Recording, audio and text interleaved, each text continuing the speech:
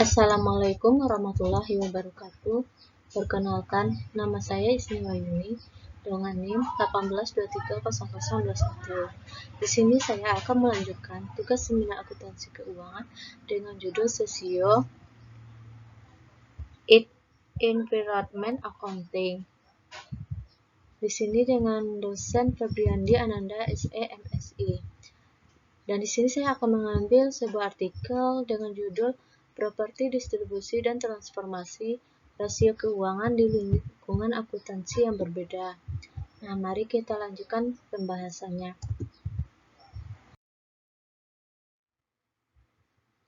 Yang pertama, pendahuluan. Non-normalitas rasio keuangan dapat disebabkan oleh kurangnya proporsionalitas between pembilang dan penyebut rasio keuangan seperti yang ditunjukkan Barnes pada tahun 1982. Non-normalitas rasio keuangan juga dapat disebabkan oleh definisinya.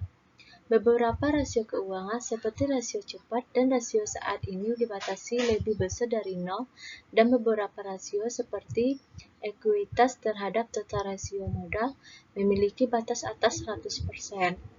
Selain itu, perbedaan praktek akuntansi dalam karakteristik keuangan perusahaan, dalam budaya bisnis, dan dalam situasi ekonomi di seluruh negara dapat diharapkan untuk mengefek distribusi rasio keuangan.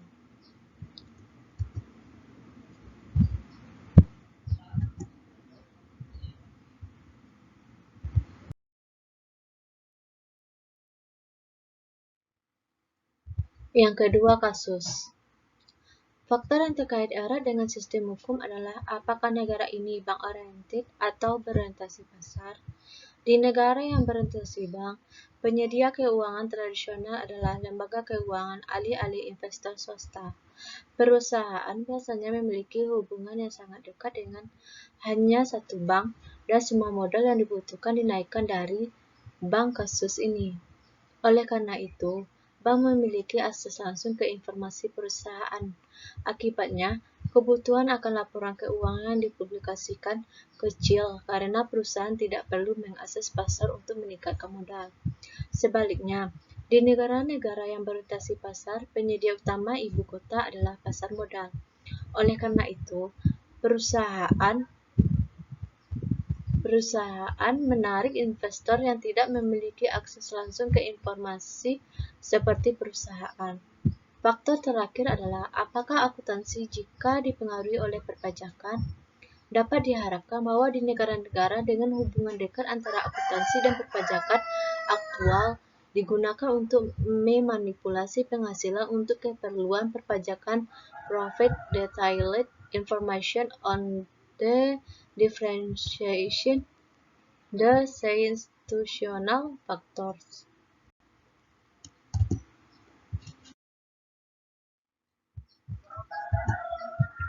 Yang ketiga, sampel. Sampel terdiri dari 10 negara industri perusahaan, di mana yang pertama Finlandia, Prancis, Jerman, Italia, Jepang, Belanda, Spanyol, Swedia, Inggris, dan Amerika Serikat. Pemilihan negara didasarkan pada klasifikasi pelaporan keuangan internasional praktis.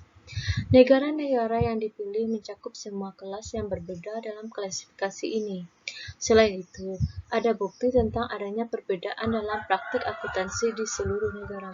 Misalnya, Reich pada tahun 1998 menyelidiki kelemahan dalam praktik akuntansi di antara 14 negara Eropa, termasuk semua negara Eropa, dalam sampel saat ini, dan menemukan bahwa hanya 2 pasang negara yang memiliki praktik akuntansi yang sama.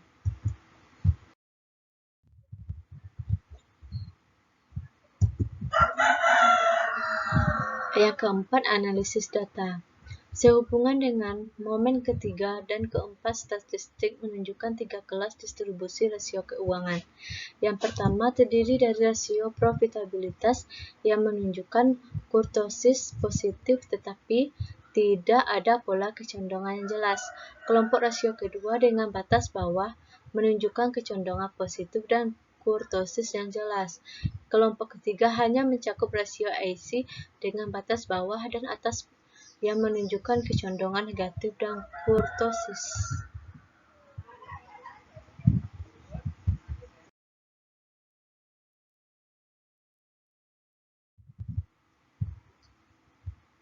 Selanjutnya, hasil penelitian. Hasil makalah memiliki implikasi penting.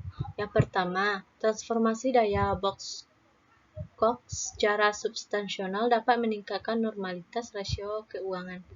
Untuk alasan ini, itu harus diharapkan ketika normalitas diperlukan dalam analisis. Yang kedua, sifat distribusi dan kegunaan transformasi tidak tergantung pada lingkungan akuntansi. Namun, beberapa tidak konsisten terjadi dengan rasio kelayakan P yang setidaknya sampai batas tertentu dipengaruhi oleh praktek akuntansi. Nah, itu yang dapat saya paparkan dari tugas ini. Saya ucapkan terima kasih. Assalamualaikum warahmatullahi wabarakatuh.